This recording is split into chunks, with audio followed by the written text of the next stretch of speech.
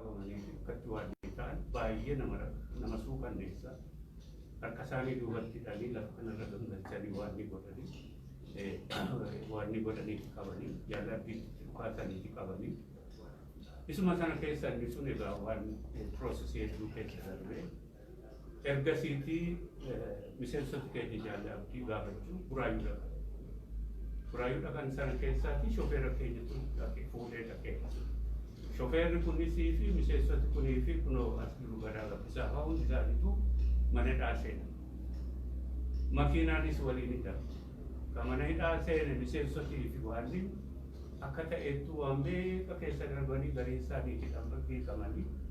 Makiinaa sana akka seera biyya kanaatti yeroo qorannu makiinaan waan hidhamtuuf hin qabu. Makiinaa kana nu hubachiisaa inni gaafa. Makiinaa kana nu hubachiisuu dida. Asxaa nu hubachiisuu dida. Osuma deemnu biirokraasii keessatti deemnu koomishiinarii poolisii bira gadi. Koomishiinarii poolisii kuni warra poolis steeshin yookaan poolis xaabiyaa buraayyuutti akka makiinaa gadhiisan telefoonaan himee nuun jedhanii warri dhaqanii gaafatanii bira miseensota ta'e. Achi dhaqamee yeroo gaafatamu yookaan gaafii koomaandarri hin jiru jedha. Gaafii nuyi xalaadhaan nutti dhufnee jedha. Olaanaa irraa ajaji nutti dhufnee jedha. Olaanaan kun eessa? Ajaji olaanaan kun eessa? Qaama olaanaan keessa akka ta'e barbaannee dhabne hin beeknu. Makiinaan sun hangarraa achi. Makiina tokko akkatti dhumarratti maal nu jedhanii Oromiyaa waajjira bulchiinsa Oromiyaa dhaqaatii waajjira transport ministri isaanii jala jechuudhaaf achirraa xalaa fidaa xalaatti barreessaa xalaatti barreessanitti dhaqan. Lakki nuti nun ilaalu inni kun beekaa isin dhamaasuuf akkas jedhu malee nun ilaalu. Laala murtii tokkitti makiinaa tokko gadhiisuuf eessarraa sii kennama hin beekfate. Haala kana keessa seenu.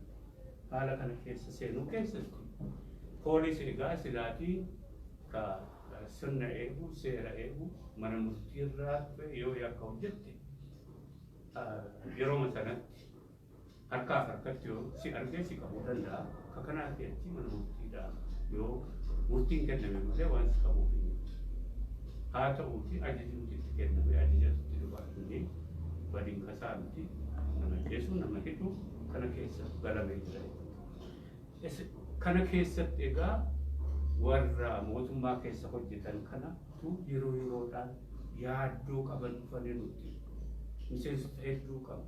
Akkasumas warri siivilii jiran yaaddoo mootummaan kun akkatti jiruu fi akkatti Oromoo qabee jiruu fi dirreen Oromiyaa kun dirree waraanaa fi dirree hidhaa fi dirree waan akkatti isheen jirtu kana nutti mataa jiranii. Kuni haala yaaddisaa keessa darbine filmaatatti deemneeti furmaata itti goona kana fakkaataa eeggataa kun hin taane filmaatichis danqabee mootummaan danqaa seenee jira. Kanarraa kaanee kana hunda walitti dhufnee Oromoon rakkina kana keessa Oromiyaa guutuun uummati rakkina kana keessa jiraatu akka gaariitti ka odeessa isaa qabnuu fi ka mootummaa keessa jiranis ka odeessa isaa nuu kennanii fi kana caalaa biyyi caccabaa jirtu keessatti mootummaan giddu galeessaa akkasitti caccabaa jirtu keessatti mootummaa Oromiyaa dadhabsiisuuf jedhee immoo kana hunda Oromiyaa keessatti uumee jiru keessatti akkasitti itti fufuu dandeenya. Ka hojjetaan mootummaa waajjira Oromiyaa walii galaa gubbaadhaa qabee ammaanaatti rakkina guddaa keessa jiru. Keessaa yaa'ee deemuuf ka yeroo hundumaatii nutti mataa jiru gariinsaa Oromoo akkas rakkataa jiru arguun barbaadu. Kana keessaa yaanee deemuu qabna fayyadamu.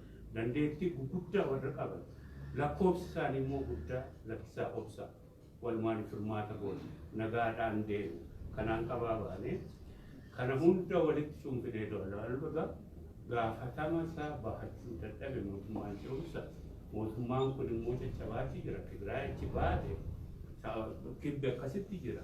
Oromoon kana booda akkasitti danqaa kanaa fi gidiraa kana keessa jiraate guyyuu reeffa lakkaa guyyuu namni hidhama itti fufuu danda'a akka jedhu wal gaafanne beektota keenya gaafanne gorsitoota keenya gaafanne kana hunda baanee furmaati biraa hin jiru mootummaa ce'umsaa Oromiyaa dhaabuu malee akka jedhu kanaa jechuudha. Barbaachisummaa mootummaa ce'umsaa kanarraati ka'a. Kanarratti dabalatee akkuma dhiyoo ibsee fi yeroo adda addaatti ibsinu namni bahee galuu hin danda'u mana isaatii keessaati. Eessatti hidhamaa fi attamitti hidhamaa hin beeku jechuudha.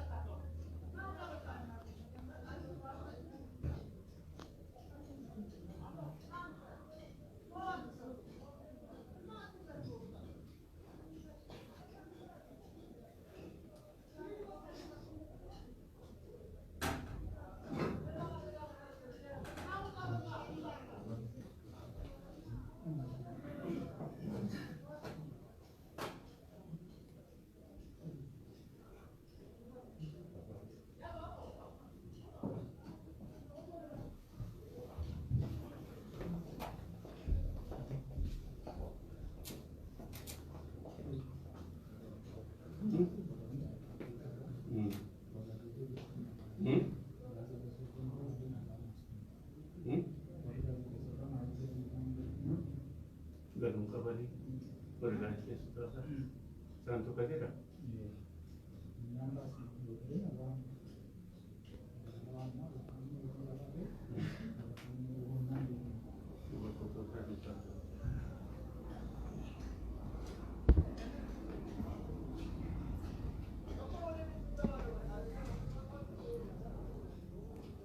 Tenaga.